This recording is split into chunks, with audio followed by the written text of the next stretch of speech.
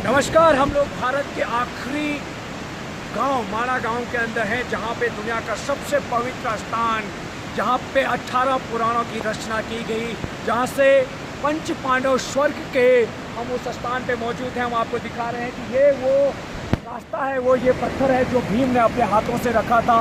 इस पत्थर को भीम ने अपने हाथों से लगा के इस नदी के ऊपर रखा, जिसको कहते हैं भीम पुल या भीम शिला। पंच पांडव इसी रास्ते से स्वर्ग गए। हम आपको स्वर्ग जाने का रास्ता दिखा रहे हैं। ये स्वर्ग जाने का रास्ता है, यहीं से पंच पांडव स्वर्ग की यात्रा यहीं से शुरू की गई। थोड़ा ऐसा कहा जाता है, थोड़ा आगे जाने के बाद में द्रौपदी इसी स्थान पे शांत हो जाती है। आगे एक मंदिर दिखाई दे रहा है आपको सामने। उस मंदिर पे जाने के बाद में वहीं पे द्रौपदी ने अपने प्राण त्याग दिए थे, वहीं पे शांत हो गई थी। तो वहाँ पे आदि शक्ति का मंदिर बनाया हुआ है, जहाँ द्रौपदी की आज पूजा होती है। यहाँ से स्वर्ग जा सकते हैं आप। और ये वो पत्थर साक्षात कृष्ण भीम ने अपने हाथों से इस पत्थर को यहाँ पे रखा था, इसलिए इसका नाम कहा जाता है भीमशिला।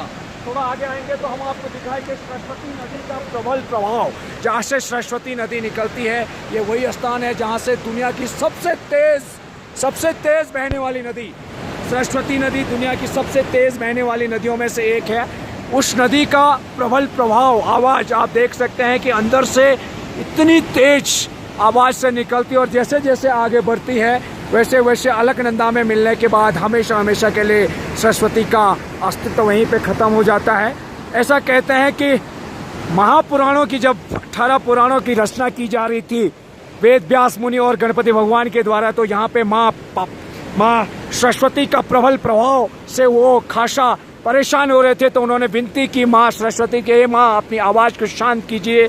लेकिन माँ सरस्वती ने उनकी नहीं सुनी, क्योंकि उनको अपने ऊपर अभिमान था, अपने वेग के ऊपर बहुत ज़्यादा घमंड था।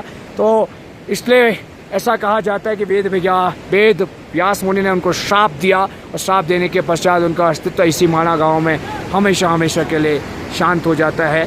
जय बद्री विशाल। ओम नमः शिवाय।